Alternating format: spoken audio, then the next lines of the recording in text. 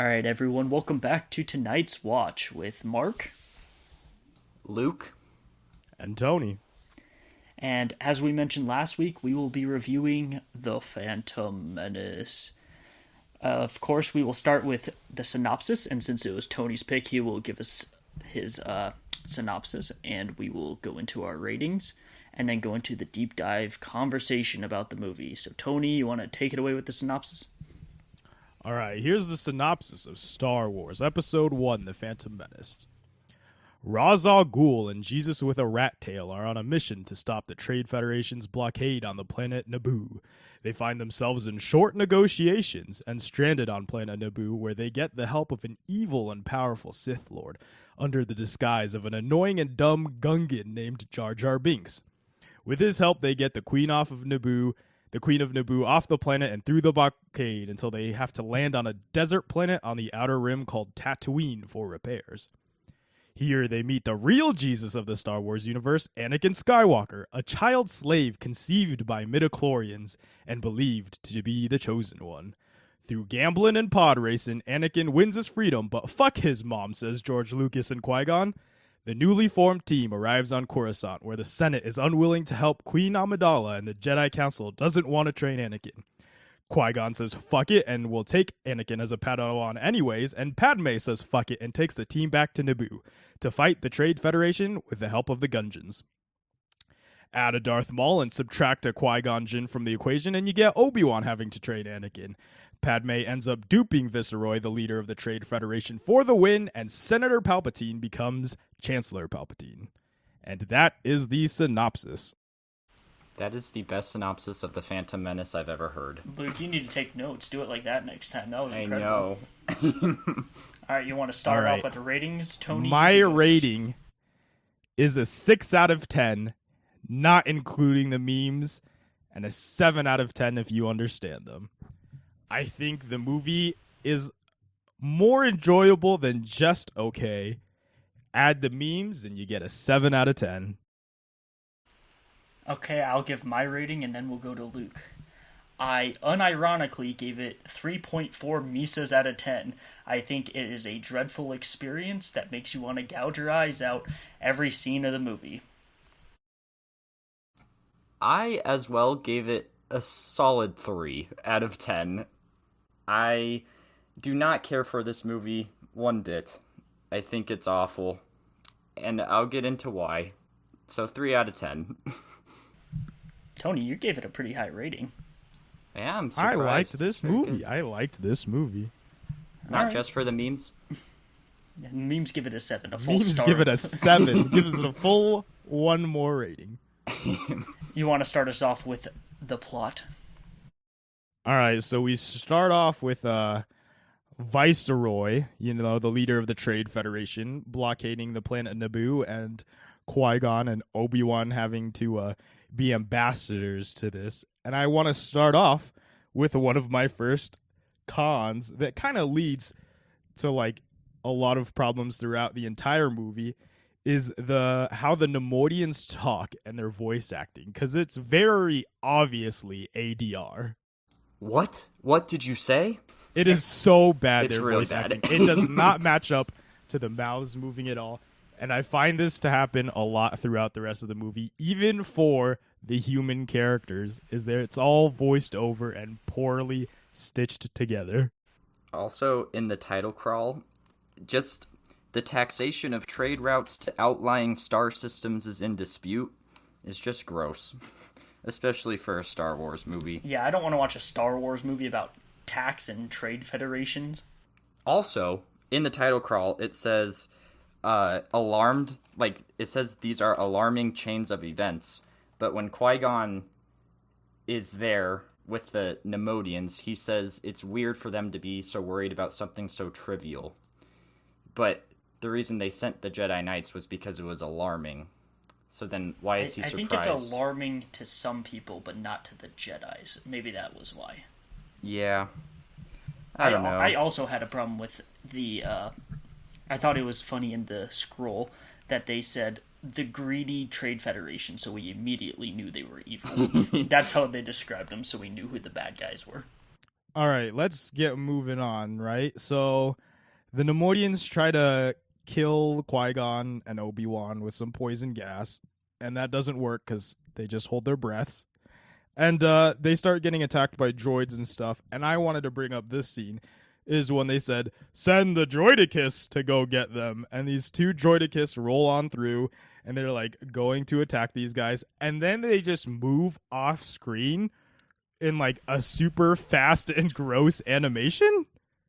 And they never do it again throughout the rest of the movie. I described it as a jet dash away because they just booked it out of there, and they never do it in any of the other scenes or prequels or any other movie. So I'm not sure why they even included it, because they could use that ability way more than they actually do in the films. Qui-Gon could have used those abilities when he was fighting Darth Maul at the end. Yeah, he could have gotten past the barriers using that. Correct. Yeah, I don't really understand what that was about. And bringing it back to Liam Neeson and Ewan McGregor being cast as Qui-Gon Jinn and Obi-Wan, of course. I love the casting of Ewan McGregor, but I don't love it for Liam Neeson of Qui-Gon Jinn. What do you guys think about his acting in this movie? I thought he was fine. I actually thought he was good for what they gave him. Because they didn't give him anything. I agree, Luke. I agree. He's also... Oh, go ahead. Like, if you've seen Schindler's List, he's an amazing actor, and you can kind of tell with this movie, Natalie Portman is amazing in all her other movies, except the prequels. Everybody's just gross in this movie. She was pretty young for this, though, wasn't she? Yeah. Well, it's kind of crazy, because apparently they say she's had, like, the best child actor role ever in this movie called Leon the Professional. She was, like, 8 or something, and her acting was supposed to be like really good. So like it was possible for her to be good in it, but her lines are just like really bad. So I blame George. So my problem with Liam Neeson isn't his acting in this movie particularly. It's the fact that I don't like Liam Neeson as an actor, because he seems like he plays the same type of role and plays them all the same. So even take, for example, Taken, something that he's super serious in, before the plot starts and he's talking normally, he always seems like he's been playing the same character. So I don't get invested into Qui-Gon Jinn. I just see Liam Neeson. When Ewan McGregor, I feel like, really embodies the character. I like his braid that goes all the way down to his shoulder. I think a problem with Ewan McGregor in this movie is just how much ADR he has to do. Like, I feel like his voice never matches with what he's doing on screen. His hair also changes scene by scene. Did you guys notice that? I brought this up to Luke earlier, but I didn't tell him what I was talking about. Because I was laughing at the movie because it gets poofier because they filmed it out of sequence. And like most movies do, but they didn't keep cutting his hair. So in the beginning of the movie, it'll be poofier than it is when he fights Darth Maul at the end. I'm not sure if you guys noticed that, but it's kind of jarring once you notice it. That's funny. I did not. I didn't.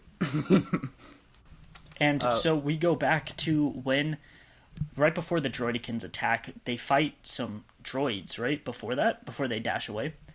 And that's one problem I have with all of these prequel movies, is the droids are absolutely useless and are not really a threat at all. Like, Obi-Wan even does a little hand motion that seems like he barely uses the Force, and all of them fall over and die. And having such villains that are easy to beat makes it so much less interesting, because there's no real threat when they have to face them. Give me a level of danger when you're facing these droids, and then give me a level of danger when you're facing stormtroopers in the original trilogy. So I think the point was that they were supposed to be about the same at shooting and poorly shooting, because that's like the point of stormtroopers, and I think you wanted to encapsulate that the same. But the problem is, with robots, how hard is it to program them to aim straight compared to clones that they trained poorly? Roger. Give me a level, though. Give me a level when you see these guys. I'd say a threat level of 2, and stormtroopers is 3. Okay, so both pretty bad. I would agree with that assessment. They're both terrible. But it's easier... Go ahead. Except in Revenge of the Sith, when they're killing all the Jedi, they manage to hit their shots then. But anytime Those else... are clone troopers, No. Luke. Those are clone troopers, aren't they? Yeah, but they turn into stormtroopers. Like, they are the stormtroopers. So, they just become really bad later But 30 on. years of age. But you can explain it by being like they cloned him after Jango Fett, who might have not been the best shot. Also, it's not... When they're fighting the droids, it doesn't even look good when they're fighting them, I feel. I feel like the action scenes in this aren't even good. Like, not even when they fight Darth Maul at the end. Really? I think the Darth Maul fight scene has the best lightsaber part in the entire saga, but we'll get back on that later. I thought that scene was tight. I'll get back later. I think it was just Qui-Gon's death I don't like, so then that's why I think it's bad. So let's get to the elephant in the room, Jar Jar Binks. Tony, I want to hear your thoughts on Jar Jar Binks. That leads me into my favorite line of the movie. Actually, my second favorite line is, "Oh, Mui Mui, I love you." What a great line by Jar Jar Binks. I think when you first get introduced to him and the Gungeons, they're kind of fun for like 5 minutes. And then he just kind of stays around the entire movie, and you get tired of it real quick. And you just like, why do they still bring this guy everywhere they go? It's funny to watch it with captions on, because he doesn't say words, so the captions are pretty funny. Like, there's also a Gungan later on that says Yusa in Big Doo-Doo, and I yes, found that pretty is funny. my favorite line of the movie. Yusa in Big Doo-Doo this time. Jar Jar also steps in doo-doo later in the movie. I mean, I he's would agree. practically only there throughout the rest of the movie, pretty much as like a gag factory for kids. Like, he's just like, oh, let's make kids laugh at this, and let's make kids laugh at that. Because I don't think he really does anything worthwhile until like the very end. And it's like, why would you even like bring this guy with you? Like, just have him sit on the ship the entire movie. Well, that was a problem I had, was why have Obi-Wan sit on the ship when everyone wants to see him, and instead bring Jar Jar? Everyone likes Obi-Wan, and even before this movie came out, they liked Obi-Wan from the original trilogy, so why have him sit on the ship for the majority of the movie? Obi-Wan was sidelined for a lot of this movie, and it was really the Qui-Gon show for a good, 2/3 in the middle? It was all Qui-Gon, and then Anakin, and it was not swell, I tell you what. I think my problem with Qui-Gon and a lot of these Jedi in these movies is that they never seem to change emotions. So, for example, Qui-Gon is, like, they're driving away from the Gungan city, right? And, hold on, let me find it. But This Qui-Gon was doesn't have in my any emotion. This was in my list of pros. There's always a bigger fish. What a great meme. You just said the love this memes for the wouldn't memes. affect your rating. So, what I was going to say is, when they were leaving the Gungan underwater city, they never seem a sense of panic, because they're so, like, the Jedi are so in tune with the Force, they know they're going to get out of it, and I think that lacks character traits that the original trilogy had. So Luke's always afraid. He doesn't know anything. But since these Jedi know everything and are so in tune with the Force, it really lacks character development, because they're so calm all the time. They're driving away with the bigger fish, like Tony mentioned, and he's completely calm. And he's also just, like, saying to let the Force guide them instead of just, like, driving. And it's just, like, it's strange if they really let the Force guide them, because one of his lines to Obi-Wan was, let the Force guide you, when they're driving away. Well, if the Force is that strong, why couldn't it just lead them to the Sith Lords and everything like that? It's like the Force is used as a cop-out a lot in these prequel movies. Also, You I do think it's lack weird. a sense of danger, right? Because they get attacked by a fish. No one's really panicking. That fish gets attacked by a bigger fish. Oh, there's always a bigger fish. Still no danger. They get attacked by another fish. Still no danger. That fish gets attacked by another fish. Also still no danger. So they get saved twice by a bigger fish, and nothing really comes out of it at all. And then, boom, they're like in Naboo and in the palace and stuff all of a sudden. Well, and that's what Jar Jar is the only one with emotions in this movie, other than Anakin, whose emotions aren't portrayed super well. But he's super animated because it's kind of a contrast to the Jedi, who's so fucking boring and bland in these movies. And speaking of animated, his animation is horrible. Yeah, it doesn't age well. 1999 was not the time to experiment with a full CGI character the entire movie. It does not look good, especially when Qui-Gon's running at Jar Jar and Jar Jar gets hooked around him. It looks horrible. And he's like kind of humanoid, like, so they could have made him practical probably, right? I mean, that's what they did with Yoda in the original trilogy. But George likes CGI. But Yoda was a puppet. We're saying, like, Yeah. the CGI could have been better. Like, actually, I'm not sure what technology they had back then, but he definitely looks better in some shots than other ones, and some of them are just horrendous. I meant like they could have just had a guy in a costume. I mean, it's still a person walking on two legs with two arms. That was actually a con I had with this movie, is Jar Jar interacts with a different alien-like creature who's in a costume. So seeing the CGI right next to the costume is super weird, because it's like you should have just gone with all the costumes if you're going to have them in the movie anyway. So they're on Naboo now. And, okay, also, another thing, when the Amidala, who's really Padme's decoy, but says that the disruptions are down, and that one guy says that, like, block disruptions only means invasion, it doesn't make any sense. Yeah, why would blocked communications mean only invasion? That doesn't make a lot of sense.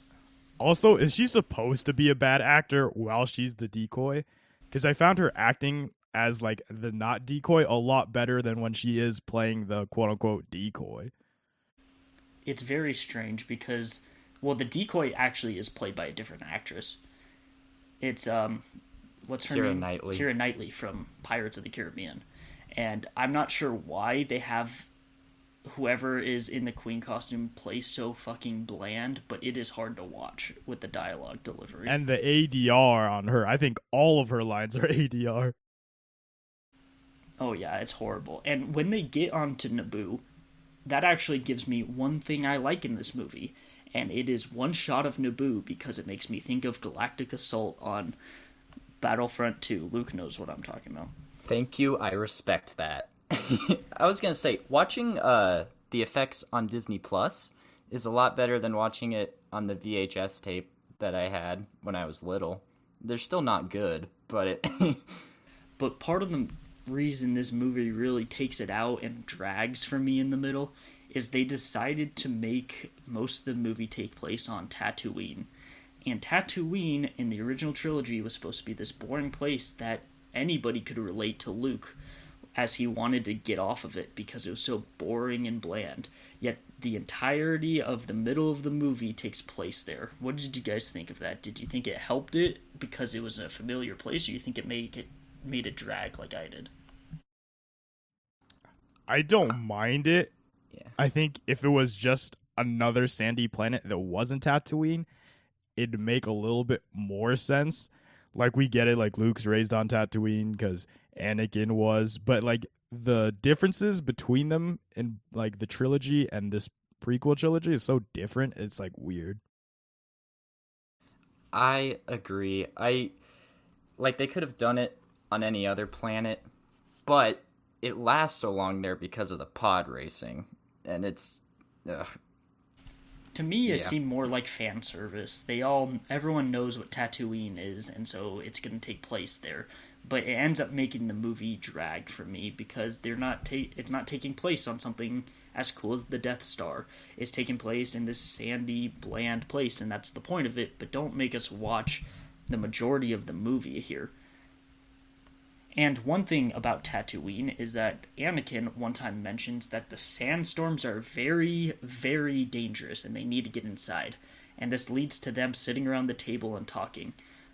But with the movie this boring, I would have really liked to see them accidentally get stuck in the sandstorm and see why it was so dangerous instead of them just hiding from it. It just seems like certain things that they mention could lead to a much more enjoyable and action-filled movie, yet they never go through with them. I mean, the sandstorm is like another bigger fish type of thing where it's like, oh, there's a dangerous sandstorm coming, and then it really doesn't lead to anything at all. Yes, and I think that's why the pod racing scene is so significant in this and takes an entire 9 minutes of the movie. Because Almost 10. Almost 10 minutes, isn't it like 9:30 or something? 9:48. I timed it, but I think we timed it differently. But like when they start their pods and when Anakin gets out of the pod, it lasts 9 minutes and 48 seconds. Oy. Can we talk about the Toydarian, who is Anakin's master, and how he's a Toydarian, so mind tricks don't work on me, only money. Doesn't this seem like a species where if mind tricks don't work on them, that they should be like a lot more prevalent among the Sith and like hired by the Sith? The fact that he can't be mind controlled is probably the most useful plot device that George Lucas could think of. And I also don't understand how he says, and no one else has a T-14 hyperdrive, I promise you that. And he's some shady seller, and Qui-Gon just believes him, doesn't even look around for a different seller. And it's like, okay, I believe you, shady Toydarian guy that I can't mind trick. Qui-Gon's a pretty bad Jedi, if you really think about it. He didn't even know that Padme was the queen the entire time. What yeah, how do you not know that Padme is the queen if you're so in tune with the Force? He can feel... It's weird. You can only apparently feel people who are in tune with the Force like Anakin is. But also, Qui-Gon doesn't even try to convince the guy to let Anakin's mom also be freed. He says, no pod is worth, or no ship is worth 2 slaves. And I think that logic doesn't make any sense. From the parts No, it was alone, the pod. Yeah, right. It was the pod. It was the pod? Yeah. Or no, Qui-Gon said he'll give him his ship, like the ship they came on, not the pod. I'm pretty sure. No. The ship was for like the original bit, and then for Anakin was the pod. Oh, right, okay. But he said that... Okay, so I guess that makes a little bit more sense, but Qui-Gon still didn't even try to convince him to let Anakin's mom. He was just like, whatever, I just need the kid. No, he didn't. Also, like, can you not convert 20,000 Republican credits anywhere on Tatooine? Yeah, there's a lot of convenient plot devices, and the way George wrote it, that ends up having a lot of plot holes. And... Were you going to say something? I was going to say, when we get the ship fixed, can we go to a planet that accepts Republican credits and then go back for his mama? Is that so hard to do? Or just steal his mom. Slavery is bad. Like, I don't understand why he can't just take her. Like, it doesn't make any sense to me. Also, Anakin's mom is so worried about Anakin, but she let him pod race earlier in his life, and people straight up explode while they do that and get shot at by Tusken Raiders. There's so many deaths during the pod racing scene. I don't know why she let him do it in the first place. I love that they watch him pod race on an iPad. How Oh, is that that's being so recorded? beautiful. That's so beautiful. How is that getting Beautiful. recorded? Like, who's following him with a camera? And there is a joke before the pod race with Jar Jar that I thought was not... It seemed like they did 2 different shots of the same joke and then added both of them. So Jar Jar gets his hand stuck in Anakin's pod, right? C-3PO says, I find that creature very odd. And then not 1 minute later, R2-D2 beeps. C-3PO comes around and says, you're quite right, he's very odd indeed. So it seemed like they wanted one of them to have the joke about Jar Jar being odd, filmed both of them, and then accidentally put them both in the movie. Yeah, you could just cut out that entire joke scene, though, because it was horrible. Another problem I have with this movie, and this was before the pod race, was that Qui-Gon Jinn takes Anakin's midichlorian count and tells the audience that he is in tune with the Force. But wouldn't you rather just see that as an audience member instead of it getting told to you? We know he's going to become Darth Vader. We already know this. Yeah, we don't really... Midichlorians. We don't even really see like anything with him having to do with the Force throughout the rest of the movie either. He's just smart with how he builds pods. And he can That's it. pod race. But during like the pod racing scene, it's not like he like sees something in the Force and then he reacts to it. It's like just like him being a good pod racer. There's one moment that it seems like Anakin is in tune with the Force, and it is probably my favorite 3 seconds of the movie, because they land on Coruscant, and we'll come back to the pod race, but they land on Coruscant, and Anakin gets off the ship and is walking ahead of Qui-Gon, and Qui-Gon mentions something behind Anakin about him, and Anakin turns around even though he wasn't in listening distance, so it's kind of like he knew Qui-Gon was talking about him, because he turned around really fast and almost angry. Like, what did he say? Even though he couldn't hear him, and Qui-Gon told him to keep going, and that was like the only time this movie's subtle with showing that he has any sort of force sensitivity. Yeah, and then later on when the Jedi Council is testing him, they're like holding an iPad with an image, and then he's like saying what image it is without looking at the iPad. And then it's like, was he really able to do this entire time? Yeah, it's really just throwing it at you. So, not to say these sequels are the best example, but how Rey becomes in tune with the Force when, you're not sure when you first watch The Force Awakens if it's going to be Rey or Finn who's force sensitive, and Rey gradually does it. I think that would have been a much better way to do Anakin, and not tell us his midichlorian count and then show us on another iPad that he can see the image behind it. Also, he And doesn't even Go ahead. use the Force when he's fighting at the end and saves the day. He does everything by accident, just like Jar Jar. Yeah, and it's like he can tell what image is on the iPad, but he couldn't sense that Sebulba was messing with his pod racer. Speaking of Sebulba and Darth Maul being in there for too short, the fight scene between Darth Maul and Qui-Gon when they're leaving Tatooine lasts like a minute maybe, and that's like the only action we get for the first hour and a half almost. I mean, like when they're on Tatooine. I don't know, I found that pretty dumb. I'm actually okay with the short lightsaber scene there, because they have one later in the movie. So I'm fine with it kind of like, ooh, especially think about it in 99, when you first watch this movie. It's like, oh, look what we could do. It's going to look really nice, and I think it was a way to excite the audience for what was to come. So I'm actually okay with it doing that, because we already had a pointless pod racing scene that took 9.5 minutes of our lives. I think it also sets up the best scene in the movie, though, because you only see him fight with one side of his lightsaber, right? When he's fighting Qui-Gon in that scene. So, you just think, oh, yeah, he just has a red lightsaber. But then that sets it up so that when he's introduced again later and it's a double-sided lightsaber, that's, the real, oh, my God part. Why didn't he just use the double lightsaber when he's fighting Qui-Gon? To set up the later part in the movie. You just don't get it, do you? Got it. I see. One more thing I wanted to mention about the pod race scene. I know we keep coming back to it, but it is, a big part of this movie that everyone talks about. I just love how the Tusken Raiders are shooting at them, trying to kill them. I think that is so silly, but also hilarious. Hey, Anakin gets his revenge. I tell you that. Ooh, that is true. That is true. I'll tell you one thing that bothered me about the pod racing is one of the racers called Odie Mandrell. So the interesting thing about him in this race is he has a record-setting pit droid team. But when he goes to get his pod racer fixed by the pit droid team, one of them walks into it and destroys the entire thing. How are they a record-setting pit droid team, yet they destroy his pod racer?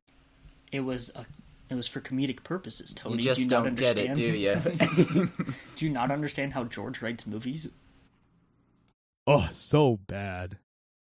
I also somewhat like the point of view shots during the pod race when they're going through the rocks, because you get so accustomed to seeing the side of them and them always turning left that I actually like the point of view shots where, where you could see the little lightning bolt between the electrical shock. I actually like those shots. I agree. I think like the directing of the pod racing isn't bad. I just think it lasts forever. I think those scenes are cool, but it really shows its age when we're watching it now. I like to add one of my favorite lines in this movie is Kitster, which is Anakin's friend, like his human friend, when he's like showing him his pod racer, and he says, "This is so wizard, Annie." That kid also is so sassy when he talks to Padme later on. Padme's like, what's Anakin gonna do for the first time? And he's like, finish the race, of course. And it's very funny. It's so hilarious, which also leads me to like this weird thing on Tatooine where we're walking through the market and like most of Tatooine, we just see like a bunch of different aliens, right? And then it comes to Anakin's friends and there's like mostly humans. And then we go to the audience for the pod racing race and it's like almost all humans. It's like they couldn't get enough costumes to fill it out with these different type of aliens because like everywhere else on the planet there's mostly aliens and then in the audience it's just like mostly humans.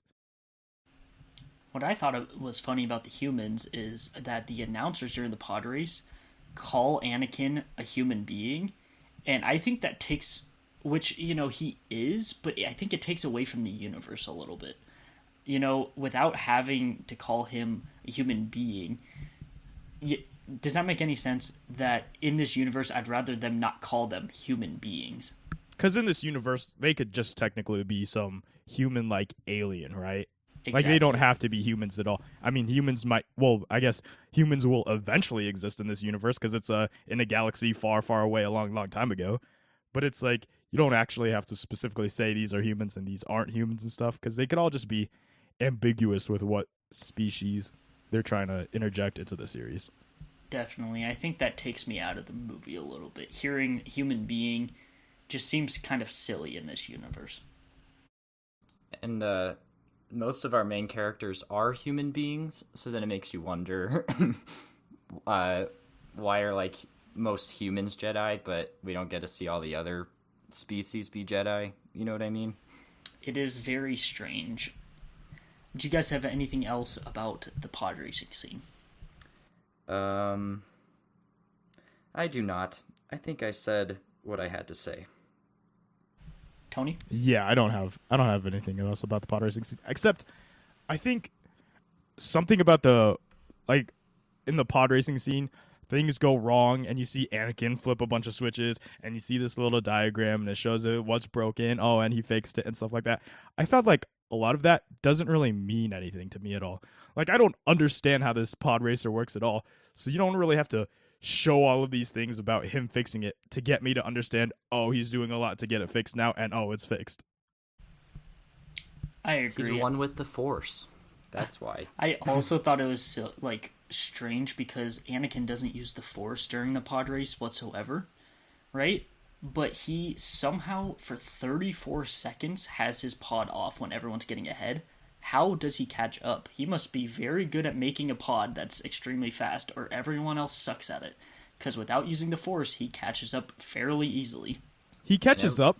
He catches up right before like the first lap even finishes, and then for like the second and third lap, he's neck and neck at the front. So it's really weird how it all works. Why couldn't he just pass him? Yeah, it definitely was not planned out beforehand, for sure.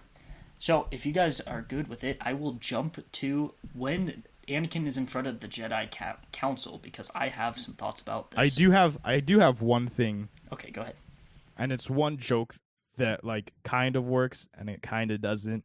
Is Anakin introduces us to C-3PO and he's building him, right? And C-3PO already has one eye in and one eye is out. Anakin wakes up C-3PO and then he's like, where is everybody? I can't see anything, right? And then Anakin's like, oh, here you go, C-3PO, and puts in his second eye, and he's like, oh, now I can see everything. Although he already had one eye in. Yeah. And also, R2-D2 says he's naked. What did you guys think about that joke? I kind of hate that both of them are even in the prequel trilogy, to be honest. And I think a lot of minor details like that and silly jokes take away from their characters in the original trilogy. I think the way R2-D2 was introduced makes you think it's almost only by chance that he's the one that gets chosen, right? Because a whole bunch of droids go out onto the ship to start fixing the shields, and then 3 of them get blasted off, and R2-D2 is the final one who doesn't get blasted off and fixes the shields. But it's like, it makes you think that maybe if he got blasted off first, we'd have just some other random droid that is the one that fixes the shield and is the one that we see in the original trilogy, and it kind of like cheapens it a bit. Like, it takes away from his character. We also find out in Revenge of the Sith that their minds got erased, so they don't remember who Darth Vader is.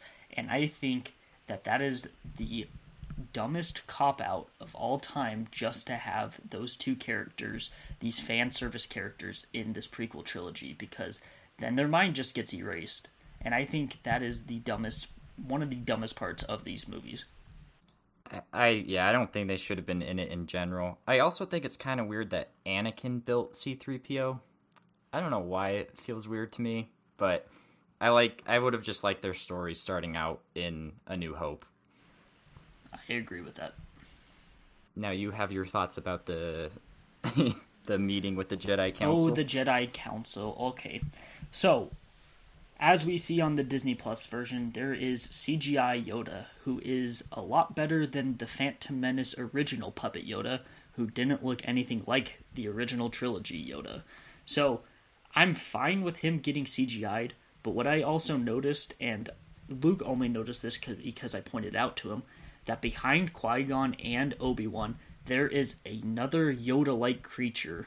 I saw that too, With and hair. I didn't know if that was supposed to be a thing.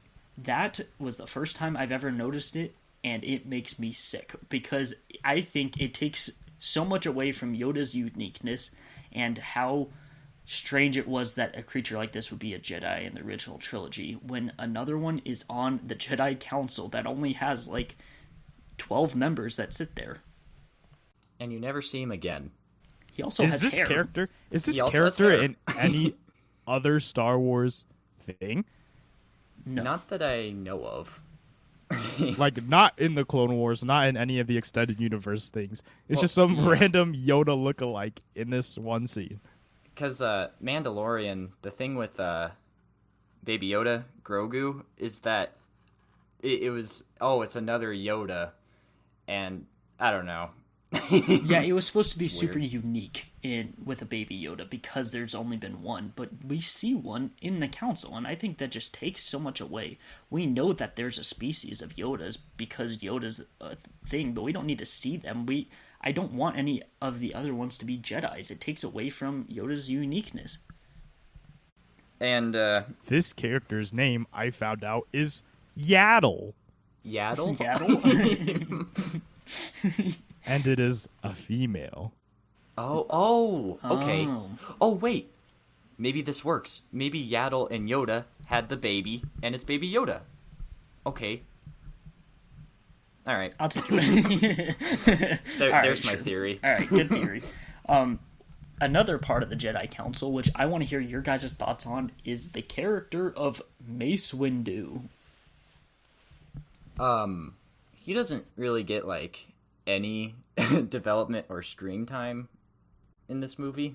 Yeah, so So- that's why I was going to say he's fine, because he's not even Yeah. really in it at all. Yeah. Yeah. I think it's worse that he has less screen time, because I think this movie severely lacks diversity. And we only see 2 African American characters, which are Mace Windu and the pilot that was helping them out. What was that guy? I don't He's know like his the name, captain but for you're like right. Naboo. Yeah. For like Naboo, Padme's. Right, but they are Captain 2 Bonnie or very, very side characters. And Jar Jar Binks is played by a African American actor, but we never see him. So the whole cast seems like whitewashed until we see these 2 side characters, and I think every single person is white. Padme, Anakin, Obi-Wan, Qui-Gon, and then we have Jar Jar, who's an alien creature. And I think that they should have had a more diverse cast, more like what the sequels did with the casting for it. I think that would have, I just think it was almost all white people in it, and I didn't like it that much. I mean, in just like a world development thing too, it would also just like help build like the world a little bit better, right? Because we see a lot of aliens, and then the only humans we see are white. So it's like having a more diverse cast kind of adds to this like mysticness of the universe, that it's like really diverse. There's a bunch of species, there's a bunch of different type of humans, there's a bunch of different type of aliens, and it just add to that. It seems like that happens with the whole prequel trilogy, huh? Like, I don't know. I think it's a problem agree. with the original trilogy And as well, original, because when Lando's introduced, he's one of the only African American actors that we see in the entire original trilogy. But it coming out in the 70s, George Lucas had a lot of room to grow and to realize his mistakes and to hire a more diverse cast, yet he didn't. And I don't know if there is any bias there or if it was trying to be like the original trilogy, but I would have liked to see a much more diverse main cast in this movie. I think that's I like agree. one of the one things the sequel does get right, is the cast is a lot more diverse. You like you feel like it's a better universe building when it's like a diverse cast. I mean, we're talking about like the entire universe, right? It can't only be white people out in space. And then, is it directly after the Jedi Council that they talk about the Midichlorians? Where they explain what they are? I'm not sure, but you can go ahead anyway with it. Okay. Midichlorians are these tiny life forms in your cells that, like, connect you with life. And then people with strong counts of midichlorians become Jedi because they're one with the Force. And that just takes away from the original trilogy. Because then it's like, oh yeah, because Darth Vader's his dad had high midichlorian count, then he gave it to Luke. And that's why Leia also is like one with the Force also. I think it's pretty dumb. It's much better when random people can become in tune with the Force just because, for no reason. And midichlorians, I think, it almost makes it seem like George Lucas doesn't understand Star Wars as much as everyone else does, because he didn't even help as much. He didn't even work on Empire or Return of the Jedi. He worked on the first one and then was pretty sidelined for those two, and then got all three movies. And I think he severely over-explained things. Yeah, and I think Empire's the best one too. And he had less. Yeah, to he do had. with that. I think he had the least amount to do with that before the sequels. Also, they Yeah. say that midichlorians live inside humans and it's a symbiotic relationship, but they never explain what humans do for midichlorians. It's also implied later that Palpatine sent the midichlorians to Anakin's mom, and this is a later movie. They imply this, and I think that makes it even worse because he's evil because of Palpatine, and then it becomes the Palpatine show and not the Darth Vader show. And the only reason Darth Vader's bad is because of Palpatine, and it just makes me sick to my stomach thinking about it. Pretty, it makes me ill, huh?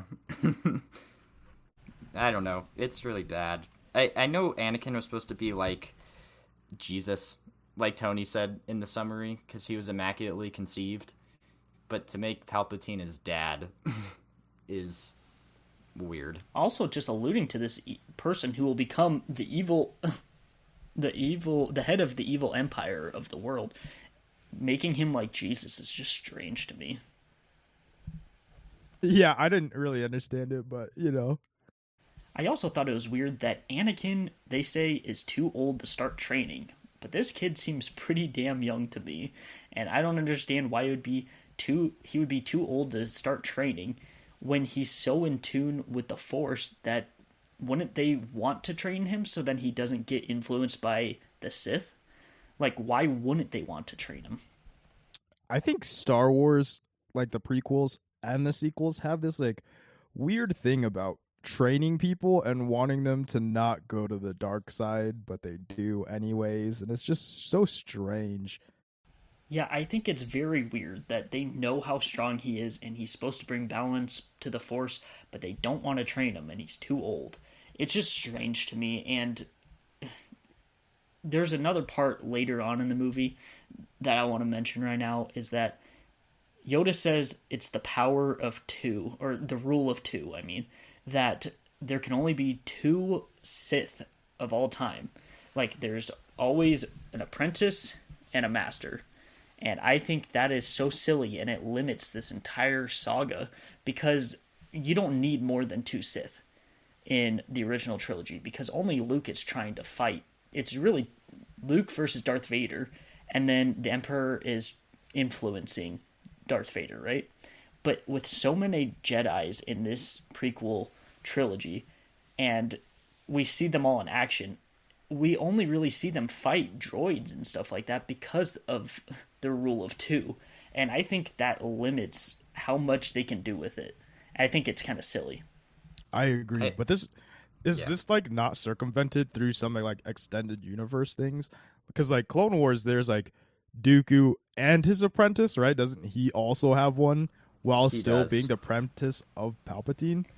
Yeah, apparently the guys who created Clone Wars didn't really like the prequel series and they wanted to make it better by doing their own storyline. So that might be why. But I like it a lot more when there's more Sith if there's more Jedi.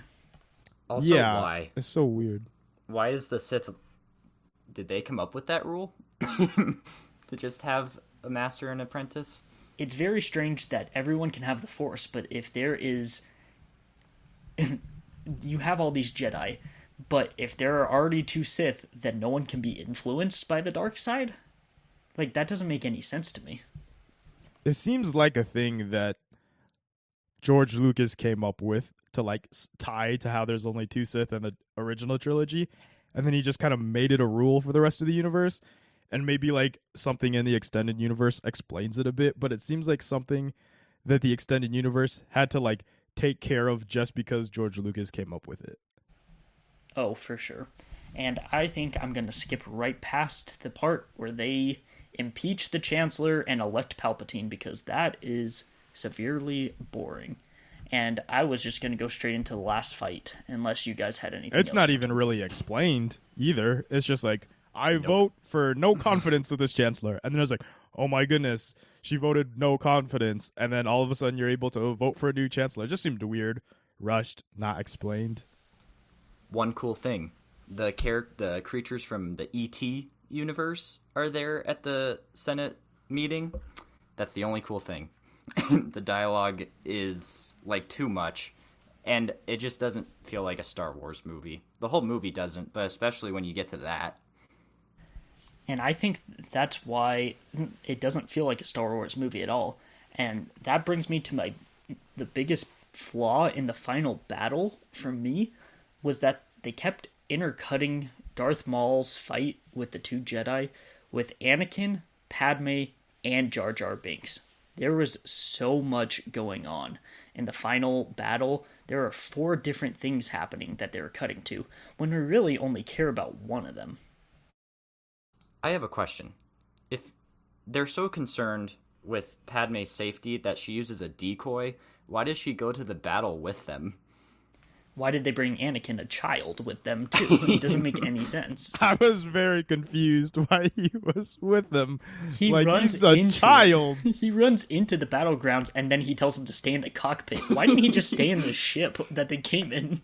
But that does lead to Darth Maul's introduction, the scene where he pulls out both sides of his lightsaber, and Duel of the Fates is playing probably my favorite score from any of the Star Wars movies. Yeah. I agree. Yeah. Like John Williams really killed it in this movie. Practically kills it in every movie he does, right? But that's like the best scene in the movie. It's like a super iconic scene from the prequels, and it gets undercutted by the because you're only interested in this battle, and then it gets undercutted by those other scenes that you were talking about.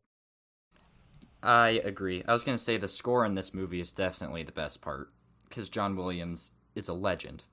But I also wanted to say that Anakin, when he's fighting in space, he literally has to say, "This is tense," in order to Yeah, create for the us to tension of the know that scene. it's tense. Yeah. Oh, but we get such a great scene where he says, "Now this is pod racing." Man, I feel bad for Yeah. that kid because he had Yeah. nothing to work with. You know, I don't actually hold any. His acting wasn't good, but you can't really hold it against him with George Lucas's dialogue. I don't think it was like that bad though either, because like it ended up like he ended up getting like a bunch of death threats and stuff like that, and then his career like faded away because of it, and he didn't want to be an actor anymore or something along those lines. And I felt really bad for like that actor being like thrown into this in that way. But I didn't even think he did like bad enough to like receive death threats and stuff like that. I don't even understand why they started the first movie with Anakin so young. They should have started him with the age he was in Attack of the Clones, already being swayed by the dark side. We don't care about this 9-year-old who never shows that he's even in tune with the Force. Yeah, I honestly didn't think his acting was that bad, especially for how young he was. I think his some lines were bad. Yeah, but- I think some of his line delivery is bad, but that's with every single character in this because the dialogue is so atrocious. Yeah, and like starting him so young too, it's like kind of weird because you know he ends up with Padme. It like Yeah, there's a lot of it's such a inappropriate. strange thing to like be, and like there's like scenes where like he flirts with her or like kind of like insinuating scenes, and it's just weird to see in this movie. Are you an angel? I think There's it's that. so weird that she likes him. It's like so inappropriate, it seems like, in this movie. And then they seem more like closer in age, but we already know that he was like a child when they met. So it's so weird that she is the love interest, you know? Yeah, and it's like she's only 5 years older than him, right? So when he's like 18 and she's 23, it works better. Like I don't know what age he is in the later movies, but I'm just saying like 18 and 23 work better, but 9 and 14 don't work at all. Yeah, it's pretty gross that she had a thing for him because you can see she gives him eyes sometimes, and it's weird. And if we can go back to John Williams' score real quick, I think especially Duel of the Fates pops off, but I thought it was a very strange choice to not play any music when Qui-Gon dies, and I think it makes it extremely unsatisfying when he actually gets killed. I just think it wasn't climactic at all. It just kind of happened. Well, because he gets hit in the face and then he stabs him, but he kind of gets hit in the face slowly. It doesn't seem he seemed like he had time to like react. Dash away. Dash away, and there was no music playing, and it just seemed weird after there was like a cool fight scene between them. And go ahead. Yeah. The whole reason that Obi-Wan couldn't get there to help him is he gets like stopped by like the laser wall, right? But like we've seen him move fast in the past and he's just running normally and it like he can't make it in time. So it's just so strange. Definitely a plot hole that doesn't make any sense in this movie. One scene I actually liked about the barriers, if they can't dash in like through them, I like that Qui-Gon starts meditating and Obi-Wan pulls out his lightsaber right before the barriers come out, not by timing it, just knowing by force. And I thought that those two things were kind of cool, but they should have never been in that situation in the first place if they have that ability to dash super quick. I agree. I liked that he meditated. But again, he has no emotion. I think that kind of adds to it. He's supposed to be like one with the Force, that he can do that. So when his death doesn't make me feel anything. It was just like, oh, Liam Neeson's dead now. Well, it's also like not much character development for him or Darth Maul, and they like both end up dying, except, you know, not really Darth Maul. But it's like they both end up dying in that scene, and you really don't care for either, like on an emotional basis, because you don't really know any of these people. Yeah, if Qui-Gon had some if Qui-Gon had some character traits throughout the movie and he showed a lot of emotion and it's just this character that everyone can relate to, then you'd feel a lot more emotion when he dies. But I felt absolutely nothing because it's just he acts like Liam Neeson to me, and he doesn't, have any emotion because he's so in tune with the Force and a Jedi Master, and I think that makes it super unsatisfying seeing someone die. You don't have that emotional impact. And he's just kind of a dick the entire movie. He doesn't even try to get Anakin's mom out of slavery. I can't get over that. He didn't even try to convince him. I feel like his role throughout this entire movie is just to like kind of obsess about Anakin and how many midichlorians he has, but he doesn't like show Obi-Wan any love, and he doesn't really do anything really spectacular. So when he dies, it's not really that bad of a death. And if you compare his character to like Obi-Wan, you kind of see Obi-Wan grow up and do all these different things and have emotional attachments to things, and it like he ends up just being a well written character compared to Qui-Gon. I definitely agree. And after Qui-Gon dies, I think the best fight scene is between only Obi-Wan and Darth Maul. I think the choreography is the best in that scene when they're just going one-on-one right there. What do you guys think of that? Yeah, I like that because it was the double lightsaber versus the single lightsaber.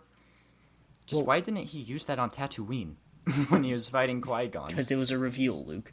But you also know that Obi-Wan liked Qui-Gon, even if we didn't see it all that much throughout the movie.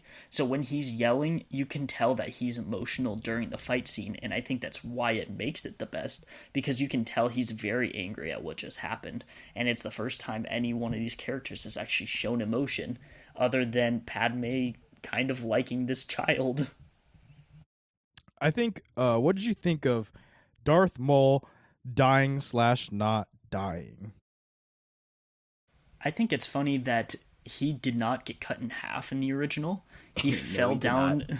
He fell down, and he was intact. And George Lucas re-edited it to put his legs falling off to ensure he was dead. And then the Clone Wars bring him back anyway.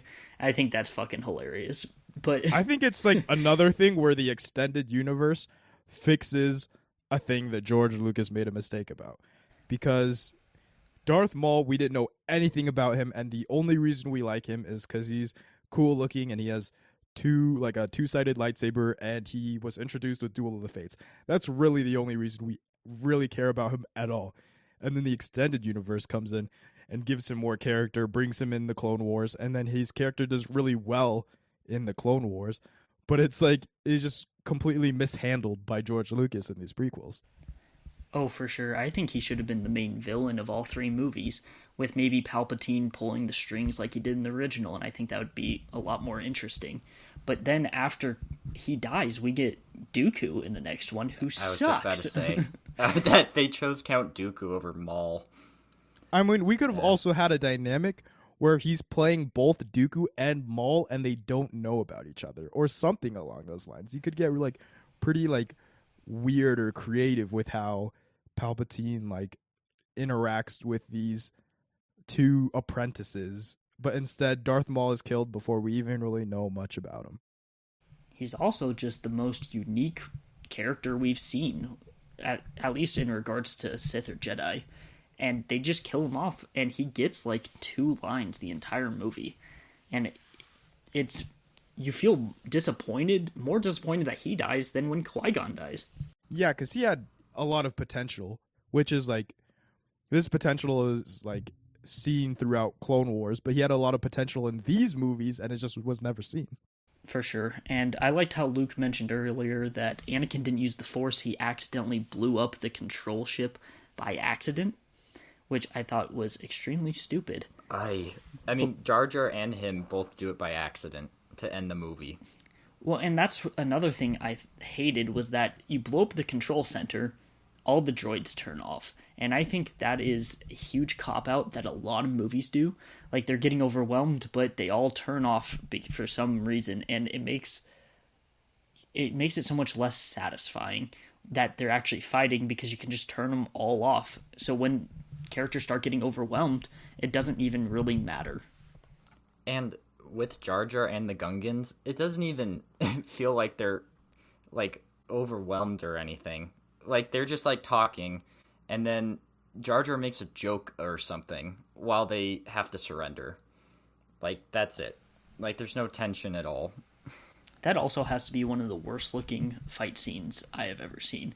It was literally Gungans versus droids, and I thought it looked terrible and totally took out of the movie, especially when you're intercutting it between Darth Maul and then going to the CGI fest.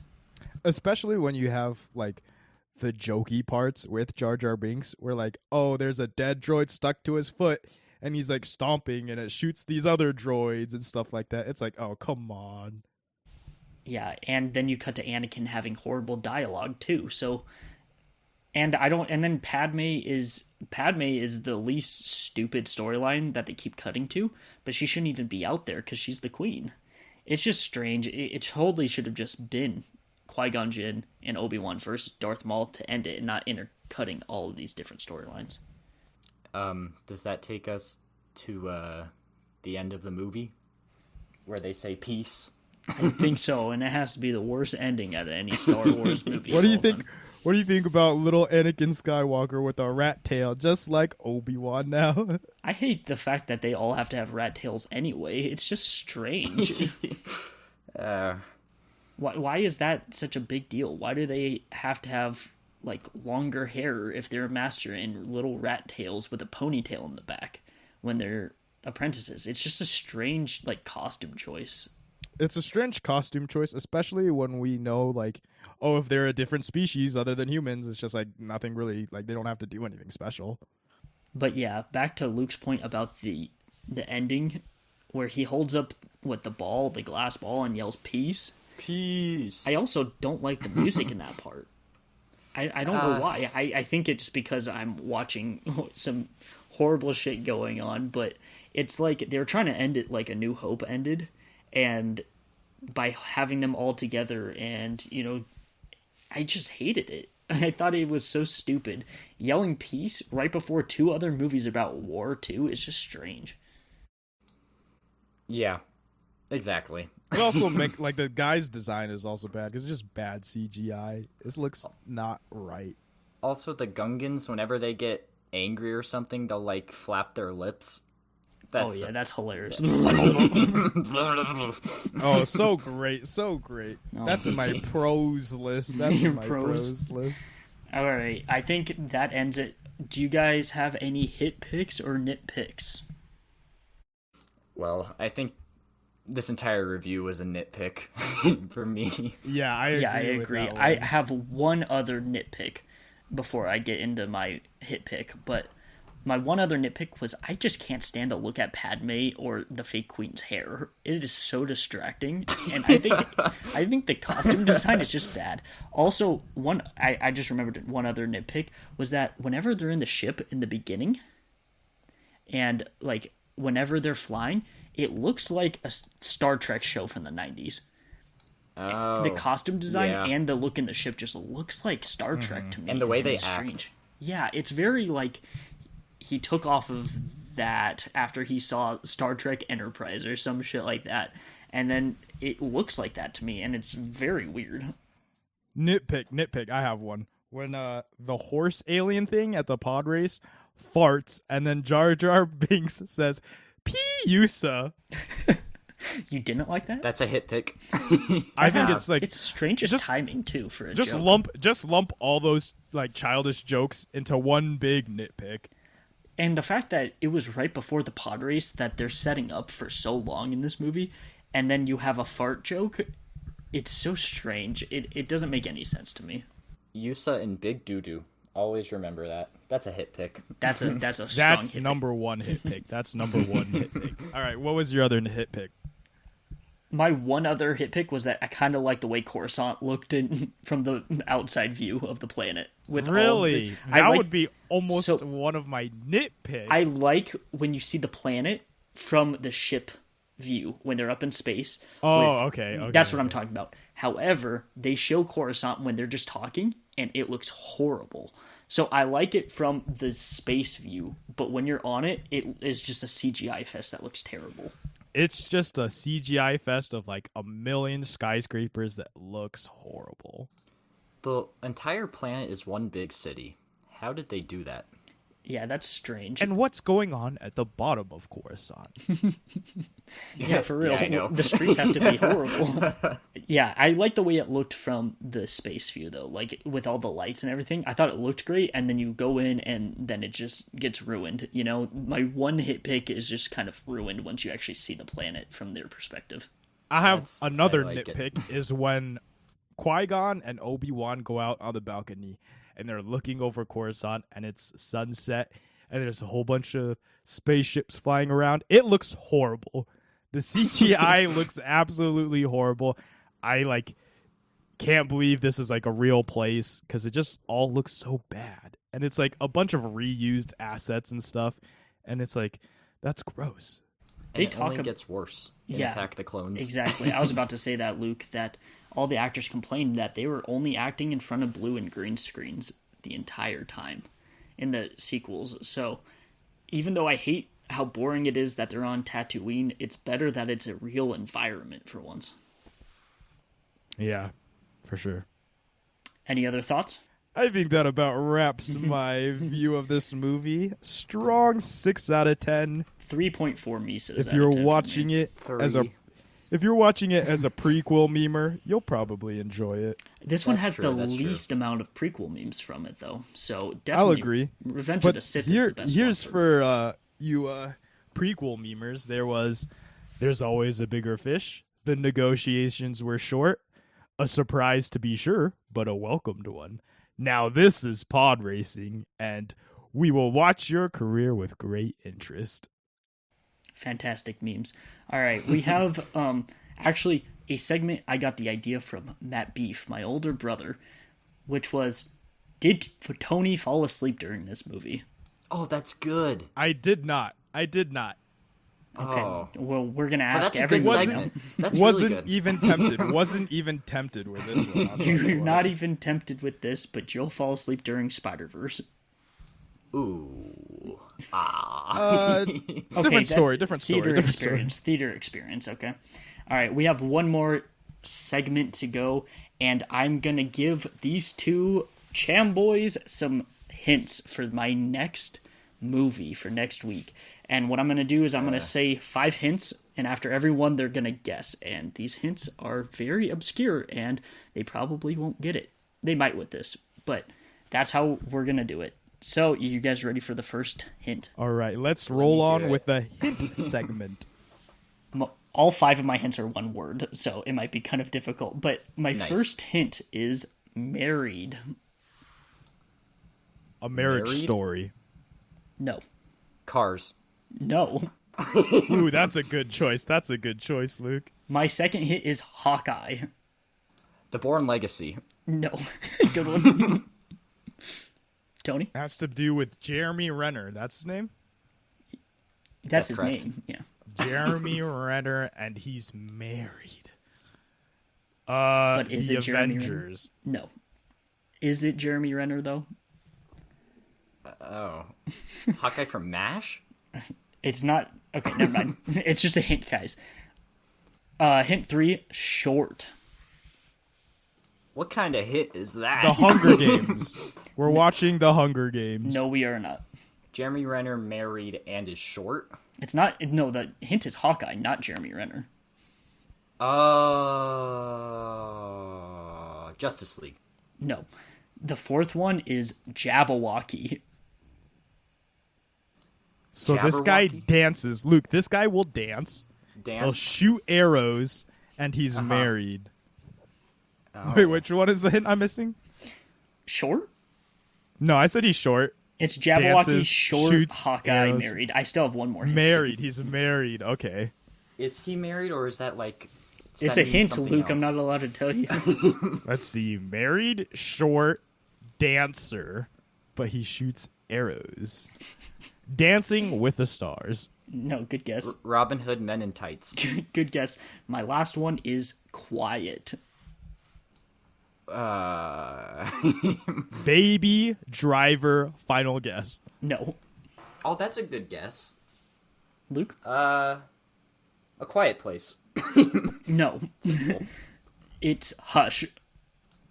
Hush? The actress is married to the director in real life. There is a part with a crossbow, which is Hawkeye. The movie is extremely short. It's an hour 22. He wears a Jabberwocky mask, and it is a very quiet movie because she has 15 minutes of dialogue. That's good. That's good. That's pretty good. I felt that we should do Hush because it is a nice... This movie was 2 hours 15, and Hush is an hour 22, and I felt like it'd be a good movie to watch this week.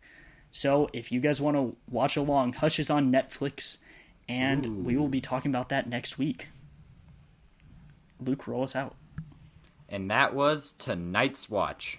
Good again. Goodbye. Bye.